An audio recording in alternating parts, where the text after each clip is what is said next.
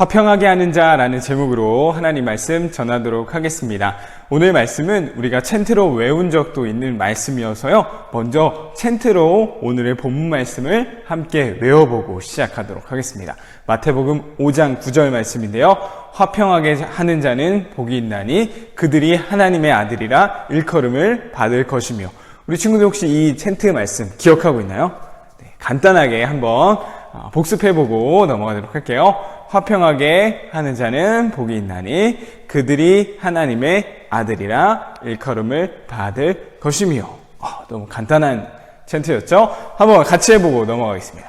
해볼까요? 시작! 화평하게 하는 자는 복이 있나니 그들이 하나님의 아들이라 일컬음을 받을 것이며. 한 번 더 해볼까요? 화평하게 하는 자는 시작! 화평하게 하는 자는 복이 있나니 그들이 하나님의 아들이라 일컬음을 받을 것이며. 자, 우리 이 말씀을 가지고 함께 나누어 보려고 해요. 자, 화평하게 하는 자 할 때 어떻게 했었죠? 화평하게 하는 자. 안녕, 안녕. 자, 화평하게 하다라는 건 뭘까요? 평화를 이루다, 원만한 관계를 이루다라는 뜻이에요. 우리는 하나님의 아들로서, 하나님의 자녀로서 이 화평하게 하는 자가 되어야 한다라는 것입니다. 오늘 말씀은요, 뒤에 있는 어떤 복이 될 것인지, 어떤 복을 주실 것인지와 함께 생각해 보아야 할 문제예요. 화평하게 하는 자는 복이 있나니 그들이 하나님의 아들이라 일컬음을 받을 것이며. 자, 이걸 조금 더 쉬운 말로 어떻게 설명할 수 있을까요? 화평하게 하는 자는, 남들과 화평을 이루는 자는, 평화를 이루는 자는 누구냐? 바로 하나님의 자녀들이야. 이거를 바꿔서 말할 수도 있어요. 하나님의 자녀라면 당연히 남들과 평화를 이루어야 돼 라는 거예요.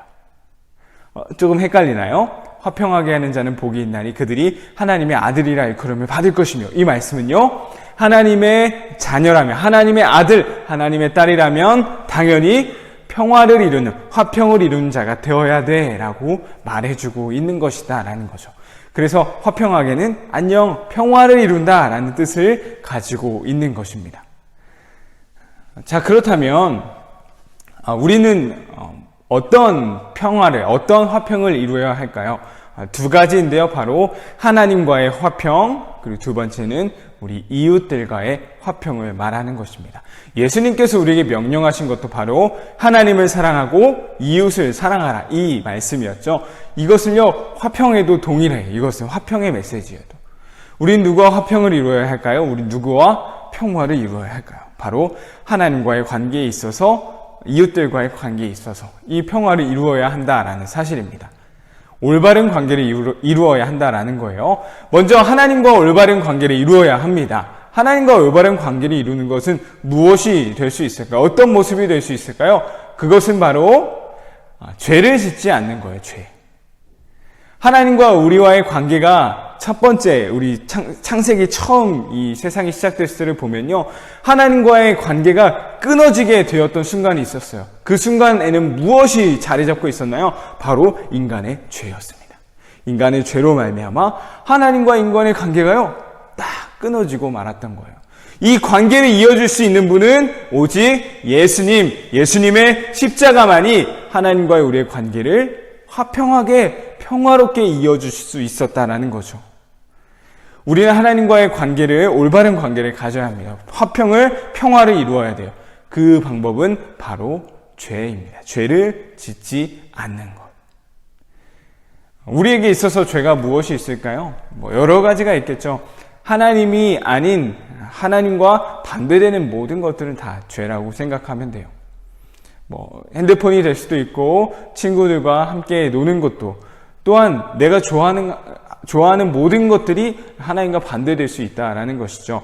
이런 것들을 잘 기억하면서요, 하나님과 반대되지 않는 삶을 살아야겠다, 죄를 짓지 않아야겠구나 라는 것을 기억할 수 있었으면 좋겠습니다. 우리가 말하는 것, 욕하는 것, 친구를 미워하는 마음, 짜증내고 분노하는 마음, 게으른 것들까지도 다 죄가 될 수 있다라는 거예요. 하나님과 반대되는 것은 하나님과의 올바른 관계를 맺게 하는 것을 가로막는다라는 사실을 기억할 수 있었으면 좋겠어요. 자, 첫 번째는 하나님이었고 두 번째는 누구와 화평을 이루어야 하나? 바로 이웃이 이웃. 내가 아닌 다른 사람들과 이웃들과 화평을 이루어야 한다라는 것입니다. 그런데 평화를 이룬다는 것은요, 화평을 이룬다는 것은 그냥 내 친구와 또 내 이웃과 혹은 가족들과 싸우지 않는다라는 것만을 이야기하진 않아요.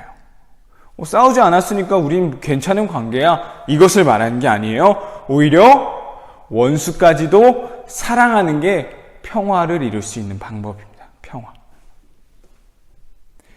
어떤 친구가 나에게 화나는 일을 했어요. 근데 그 친구의 화내지 않는 그것이 화평이 아니라, 그것이 화평을 이루는 것이 아니라, 화내지 않는 것뿐만 아니라 용서해주고 내가 더 사랑을 베풀어주는 것, 거기까지 가는 게 바로 평화를 누릴 수 있는 길이다라는 것이죠.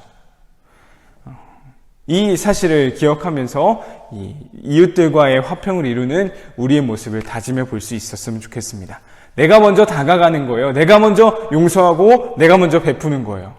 그렇기 때문에 이웃들과의, 다른 사람과의 화평을 이루는 게 쉬운 일일까요? 결코 쉽지 않은 일이다라는 것이죠. 하나님과의 올바른 관계를 맺는 것도 마찬가지예요. 하나님과의 반대되는 것을 다 버리는 것, 내 게으름, 내 욕심, 내가 하고 싶은 것들, 이 모든 걸 어떻게 다 버릴 수 있겠어요? 너무너무 어려운 일이겠죠. 오늘 이 7번째 화평하게 하는 자에 대한 이 메시지는요, 사실 우리에게 너무나 힘든 것을 요구하고 있는 거예요. 하지만 이것은 하나님의 자녀들로서, 하나님의 아들, 딸로서 반드시 해야만 하는 모습이다라는 것이죠. 오늘 말씀 다시 한번 기억해 보면서 화평하게 하는 것이 우리에게 당연히 있어야 할 모습이다라는 것을 다시 한번 기억할 수 있었으면 좋겠습니다. 첫 번째는 하나님과의 올바른 관계, 두 번째는 이웃과의 올바른 관계였어요. 하나님의 자녀로서, 하나님의 아들, 딸로서 이 화평을 이루는 것이 우리에게 당연히 해야 할 의무의 모습임을 다시 한번 기억하며 그러한 합당한, 마땅한 삶을 살아가는 우리 유년부 친구들 되길 간절히 소망합니다.